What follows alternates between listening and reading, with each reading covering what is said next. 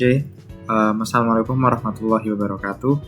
Selamat pagi teman-teman semuanya. Kami dari kelompok 13 akan sedikit menjelaskan terkait chapter 7, yaitu tentang Quality and Innovation in Product and Process Design.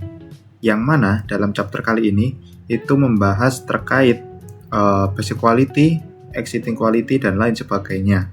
Dan juga ada beberapa framework yang digunakan dalam chapter kali ini. Yang pertama yaitu di sini dalam gambar yang saya tunjukkan, di sini terdapat model Kano, yang mana itu menjelaskan antara pemenuhan kebutuhan pelanggan dengan tingkat kepuasan. Sumbu horizontal itu menunjukkan apakah kebutuhan pelanggan terpenuhi atau tidak, sedangkan sumbu vertikal itu menunjukkan tingkat kepuasan, ketidakpuasan hingga tingkat kepuasan hingga ketidakpuasan. Maka model ini itu membagi kualitas itu menjadi tiga kategori utama, yaitu basic quality atau kualitas dasar, performance quality atau kualitas kinerja, dan juga exciting quality, yaitu kualitas yang memikat, yang masing-masing memiliki pengaruh berbeda terhadap kepuasan pelanggan itu sendiri. Mulai yang dari pertama yang ada pada gambar yaitu terkait basic quality, yang mana itu atribut dasar yang wajib ada dalam suatu produk. Jika tidak terpenuhi, pelanggan akan sangat tidak puas. Tetapi jika terpenuhi, hal tersebut tidak serta-merta meningkatkan kepuasan secara signifikan karena dianggap sebagai standar minimum.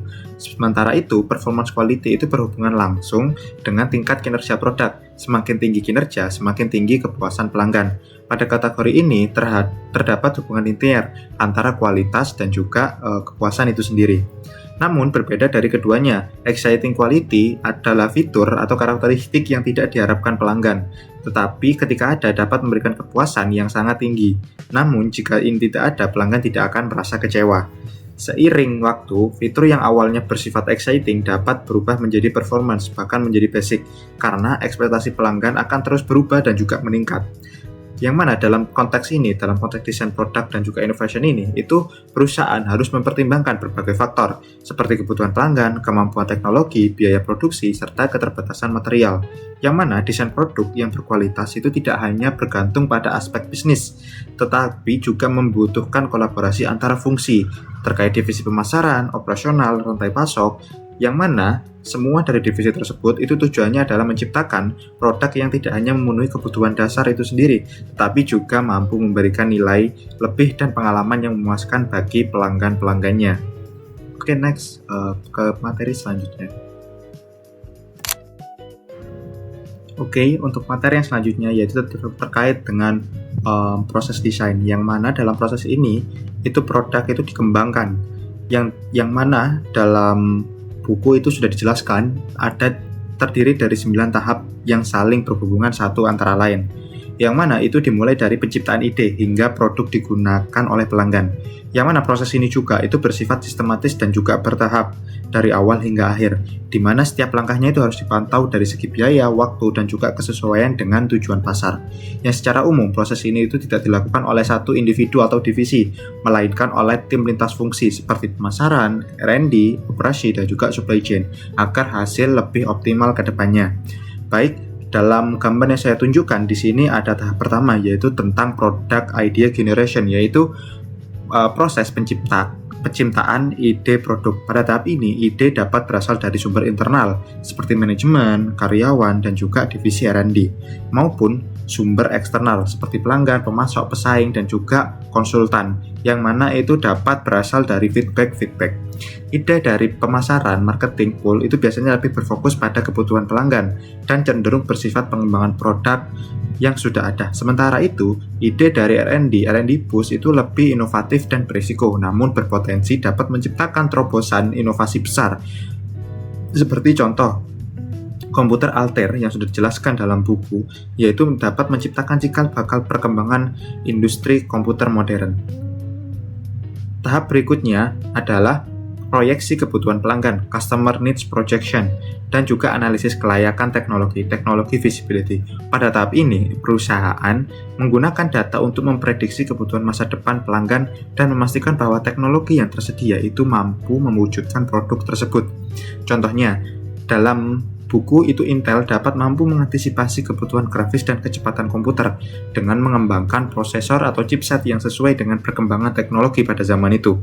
Selanjutnya, proses berlanjut ke pemilihan teknologi proses, definisi produk akhir, dan juga perancangan rencana pemasaran. Di sini, perusahaan itu dapat menentukan bagaimana produk akan dibuat, seperti apa spesifikasinya yang dibutuhkan pelanggan, serta bagaimana strategi untuk memasarkannya nanti. Setelah itu, dilakukan evaluasi produk untuk memastikan kualitas dan kesesuaian dengan kebutuhan pelanggan sebelum masuk ke tahap produksi. Dan juga di tahap terakhir ada perencanaan sistem manufaktur serta proses produksi, distribusi, dan penggunaan.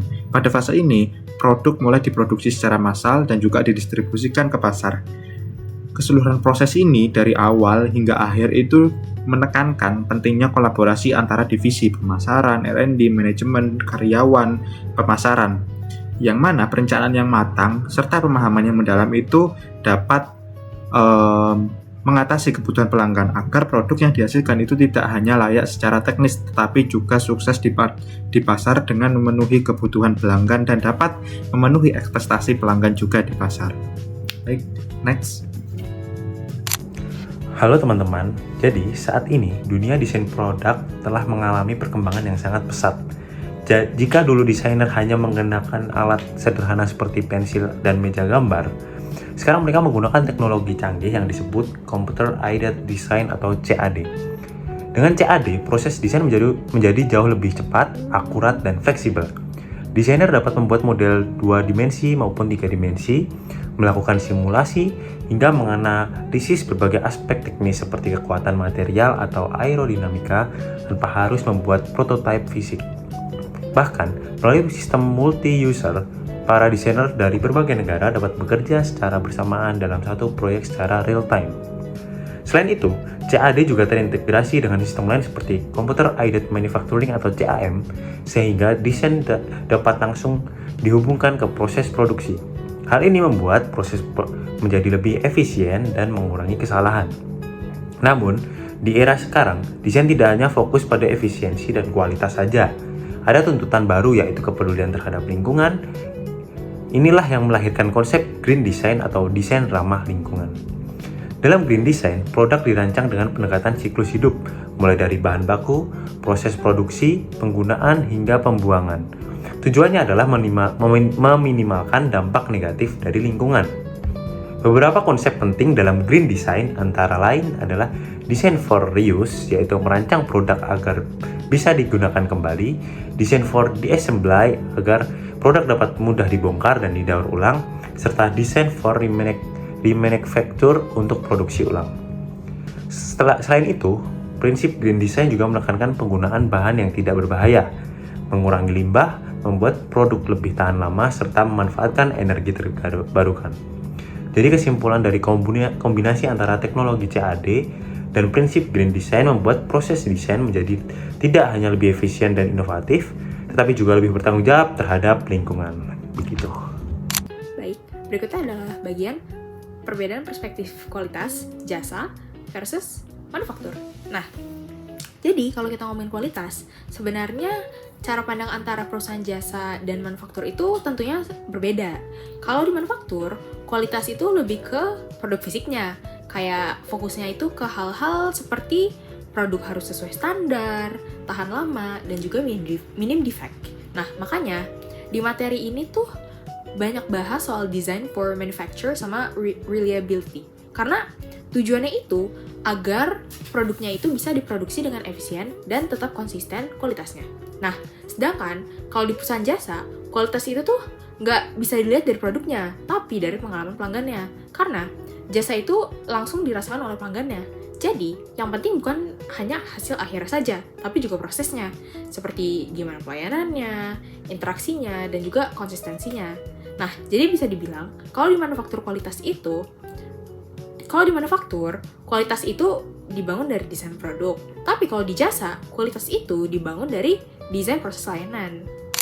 Berikutnya adalah bagian desain dan juga perbaikan kualitas pelayanan. Nah, kalau dari materi ini, walaupun contohnya itu banyakkan produk lah ya, tapi sebenarnya konsepnya itu tetap bisa dipakai di jasa. Nah, kenapa? Karena pertama, ada design for manufacture yang intinya bikin proses itu lebih mudah dan efisien. Nah, kalau di jasa ini mirip kayak bagaimana kita itu merancang alur pelayanan agar si pelayanannya ini, sistem alurnya itu nggak ribet dan juga minim error. Nah, terus ada juga masalah over the wall syndrome, dimana antar bagian itu nggak nyambung. Ya dimana ini sering banget lah ya kejadian di jasa. Misalnya front office sama back office-nya itu nggak sinkron. Yang dimana pada akhirnya yang kena dampaknya itu justru pelanggannya. Jadi layanannya nggak maksimal. Jadi kayak pengalaman pelanggannya itu tidak puas lah, tidak oke.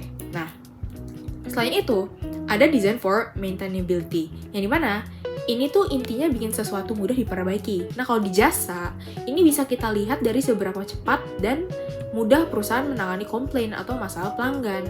Lalu ada juga konsep reliability, yaitu konsistensi. Nah, kalau di jasa, ini tuh penting banget lah ya, karena pelanggan itu tentunya selalu berharap layanan yang mereka terima itu stabil, terbaik, gak tergantung gitu.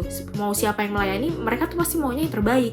Nah, terakhir, ada tools kayak FMEA, yang dimana ini tuh dipakai untuk mengidentifikasi potensi kesalahan sebelum terjadi. Nah, kalau di jasa, ini bisa dipakai untuk mencegah service failure. Jadi, perusahaan bisa lebih proaktif, bukan nunggu komplain dulu baru diperbaiki, seperti itu. Nah, jadi, intinya, walaupun konsep di materi ini banyak berasal dari manufaktur, prinsip desain kualitas tetap relevan di jasa, terutama untuk memastikan layanan itu konsisten, minim kesalahan, dan bisa memenuhi ekspektasi pelanggan. Nah, berikutnya kita masuk pada teori-teori manajemen kualitas layanan yang dikembangkan oleh Scott Sampson. Dalam bisnis jasa, pelanggan tidak hanya berperan sebagai pengguna akhir, tetapi juga sebagai bagian dari proses produksi itu sendiri. Hal ini dikenal sebagai Unified Service Theory, yang menekankan bahwa pelanggan memberikan input penting dalam sebuah proses layanan. Berbeda dengan sektor manufaktur di mana pelanggan hanya memilih dan mengonsumsi produk. Karena keterlibatan pelanggan yang tinggi, pengelolaan kualitas dalam jasa menjadi lebih kompleks, sulit dikontrol, dan memiliki variasi yang lebih tinggi. Kemudian salah satu implikasi dari teori ini adalah munculnya unreliable supplier dilemma, yaitu kondisi di mana pelanggan sebagai pemasok input seringkali tidak dapat diandalkan. Pelanggan dapat memberikan informasi yang tidak lengkap, datang terlambat, atau membawa kondisi yang berbeda-beda, sehingga proses layanan menjadi tidak stabil dan sulit distandarisasi. Hal ini berdampak langsung pada kualitas layanan yang dihasilkan, karena perusahaan tidak memiliki kendali penuh atas input tersebut. Selain itu, terdapat konsep capricious labor yang menggambarkan bahwa pelanggan dalam jasa juga bertindak sebagai tenaga kerja, berbeda dengan karyawan dalam organisasi manufaktur yang harus mengikuti aturan perusahaan. Pelanggan memiliki kebebasan untuk menolak atau mengabaikan prosedur, teknologi, atau perubahan proses yang diterapkan. Misalnya, pelanggan dapat memilih untuk tidak antri atau tidak menggunakan sistem digital yang disediakan. Oleh karena itu, perusahaan harus mampu mengelola perilaku pelanggan dengan pendekatan yang tepat agar perubahan yang dilakukan tetap dapat diterima. Nah, untuk proporsi terakhir yaitu everyone presumes to be an expert. Nah, ini menjelaskan bahwa pelanggan seringkali merasa dirinya sebagai ahli dan memberikan masukan terkait spesifikasi layanan maupun cara proses dilakukan, meskipun tidak selalu diminta. Nah, hal ini tuh dapat menjadi tantangan karena berpotensi mengganggu efisiensi dan alur kerja, tetapi di sisi lain juga dapat menjadi sumber masukan yang bermanfaat jika dikelola dengan baik. Secara keseluruhan, teori ini menegaskan bahwa dalam sektor jasa, keberhasilan kualitas layanan sangat bergantung pada kemampuan perusahaan dalam mengelola keterlibatan dan perilaku pelanggan sebagai bagian dari sistem produksi. Baik, untuk hubungan antara materi kita dalam chapter 7 dengan artikel yang berjudul Strategic Horizon of Market Success, Comparing Alternative Strategic Landscapes of the New Product Development Process, yang mana pada garis besar dalam artikel tersebut itu mengeksplorasi dinamika antara manajer produk dan juga desainer dalam proses pengembangan produk baru, serta bagaimana perbedaan perspektif itu dapat mempengaruhi kesuksesan pasar. Penjelasan yang utama dalam artikel tersebut itu juga menyoroti bahwa manajer itu cenderung memiliki cara berpikir strategis dan rasional, yang mana itu sangat berorientasi pada hasil akhir, di mana mereka sering itu kali kesulitan memahami masalah secara mendalam sebelum melihat solusi fisik atau prototipe yang nyata. Namun sebaliknya, desainer produk itu bekerja dengan pola pikir desain yang sangat bergantung pada pemahaman masalah yang spesifik dan mendalam di awal proses agar dapat menciptakan inovasi yang relevan, sehingga kualitas komunikasi awal seperti brief design menjadi faktor penentu bagi efektivitas kerja mereka. Dan juga dalam perspektif kualitas produk, di sini produk itu dievaluasi melalui 2 dimensi utama yang dijelaskan dalam artikel, yakni dalam kualitas fungsional yang berkaitan dengan kegunaan praktis dan juga kualitas estetika yang menyangkut aspek visual atau bentuk, yang mana proses desain itu sendiri dijelaskan melalui berbagai model sistematif, mulai dari identifikasi masalah, pengumpulan informasi, hingga tahap validasi dan juga implementasi ke pasar, yang mana ini sangat relate dengan pembahasan yang ada di buku, yang mana itu dari kita identifikasi masalah, mengidentifikasi teknologi yang dapat mendorong pemecahan masalah kita, produksi, hingga nanti kita sebarkan ke pasar atau dalam di bidang distribusi dan pemasaran. Dan juga dalam analisis yang terakhir ini sendiri itu menunjukkan bahwa kesuksesan final dan performa produk di pasar itu sangat bergantung pada integrasi yang kuat antara fungsi dan bentuk, yang mana itu juga sudah dijelaskan di chapter 7 di bagian awal, bahwa dalam proses desain ini sendiri itu merupakan proses dan juga hasil dari berbagai macam divisi, mulai dari R&D, manajemen, operasional, rantai pasok, hingga pemasaran. Dan juga di sini ada beberapa perspektif kualitas dan juga desain produk yang tercantum pada artikel, yang mana 2 atribut utama tadi itu terkait aspek fungsi dan juga estetika.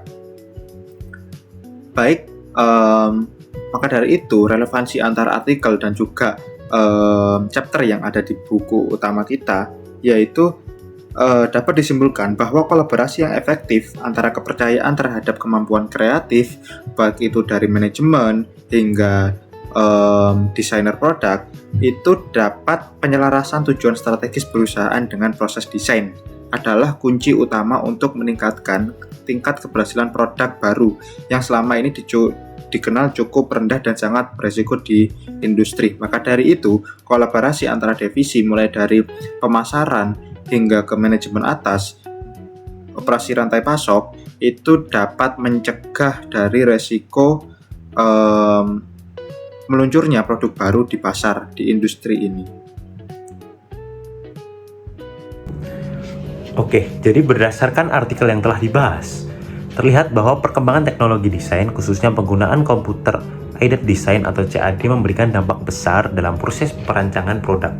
Dalam artikel tersebut dijelaskan bahwa CAD memungkinkan desainer melakukan simulasi, analisis teknik, serta pengecekan desain secara lebih cepat dan akurat tanpa harus membuat prototipe fisik.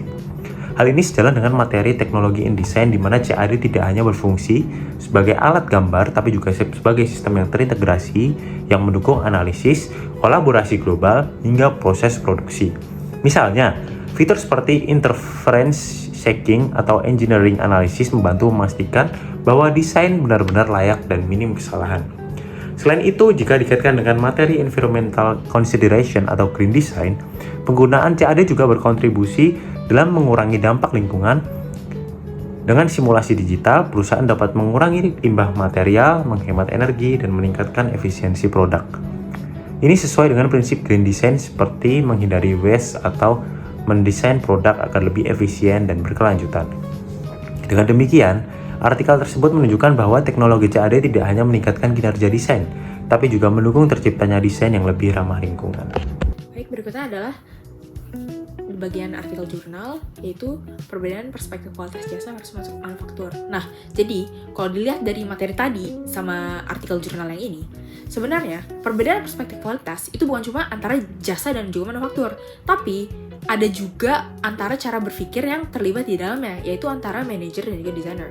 Nah, di manufaktur, kualitas itu lebih dilihat dari sisi teknis, seperti produk harus reliable, minim defect, terus juga sesuai spesifikasi, yang dimana ini sejalan dengan materi design for manufacture dan reliability, dimana kualitas itu dibangun dari desain yang terstruktur dan juga terukur. Nah, tapi dari jurnal ini, ternyata dalam praktiknya itu, proses kualitas itu nggak sesederhana itu. Ada perbedaan cara berpikir antara manajer dan juga desainernya, yang dimana manajer itu cenderung baru paham masalah setelah lihat solusi, sedangkan desainer ini justru butuh pemahaman masalah dulu, baru bisa bikin solusinya. Nah, ini bikin proses pengembangan produk sering miss. Kalau dikaitkan di jasa, kondisi ini tuh lebih kompleks lagi, karena kualitas jasa itu nggak bisa distandarisasi kayak produk. Jadi, kualitas itu sangat tergantung pada proses, terus juga interaksi, dan juga koordinasi antar pihak. Makanya, bisa disimpulkan kalau di manufaktur kualitas itu lebih dibentuk dari sistem, sedangkan kalau di jasa, kualitas itu lebih dibentuk dari pemahaman dan juga kolaborasi antar manusia. Berikutnya adalah bagian dari desain dan perbaikan kualitas pelayanan, yang mana ini dikaitkan dengan jurnal tadi ya. Nah, kalau masuk ke desain dan juga perbaikan kualitas, materi tadi sebenarnya itu udah kasih banyak tools kayak DFM, reliability, sampai VMEA. Tapi jurnal ini tuh nunjukin kalau masalah utamanya itu sering bukannya malah di toolsnya, tapi lebih ke di cara orang berpikir dan juga bekerja sama. Yang dimana di jurnal itu dijelaskan bahwa kegagalan produk itu sering terjadi karena manajer dan juga desainer sering nggak nyambung. Yang dimana mereka ini punya cara pandang yang berbeda dan juga sering miskom. Yang dimana ini mirip banget lah ya sama konsep materi tadi, yang dimana over the wall syndrome. Yang dimana antar bagian itu kerja sendiri-sendiri tanpa integrasi. Kalau diterapkan ke jasa, ini kelihatannya dari pelayanan yang gak konsisten. Misalnya kayak front office sama back office yang gak sinkron, ataupun proses layanan yang bisa dibilang gak jelas. Nah, selain itu, jurnal ini juga bahas pentingnya faktor kayak trust, openness, dan juga kualitas brief. Yang dimana? Ini itu nyambung sama konsep partnership di supplier relationship, di mana kualitas hubungan sangat menentukan hasil akhir. Terus dari sisi improvement, pendekatan kayak FMEA bisa dipakai di jasa untuk mengidentifikasi potensi kegagalan layanan sebelum terjadi. Tapi tetap, tanpa komunikasi yang baik dan pemahaman yang sama, tools ini tentunya nggak akan maksimal. Jadi, intinya, perbaikan kualitas pelayanan itu bukan cuma soal memperbaiki sistem saja, tetapi juga menyatukan cara berpikir, meningkatkan trust, dan juga memperjelas komunikasi antar pihak yang terlibat.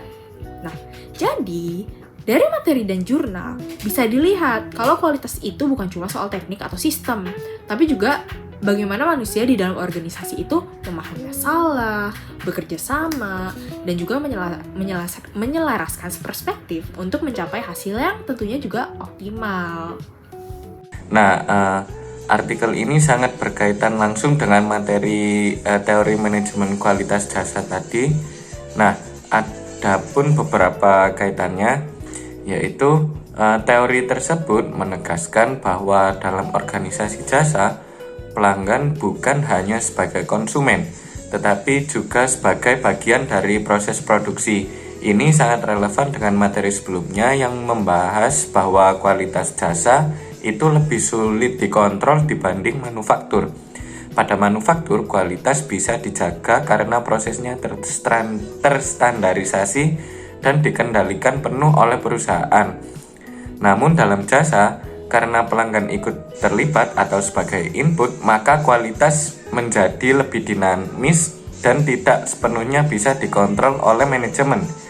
Selanjutnya, konsep unreliable supplier dilemma berkaitan dengan tantangan kualitas yang muncul dari variasi perilaku pelanggan.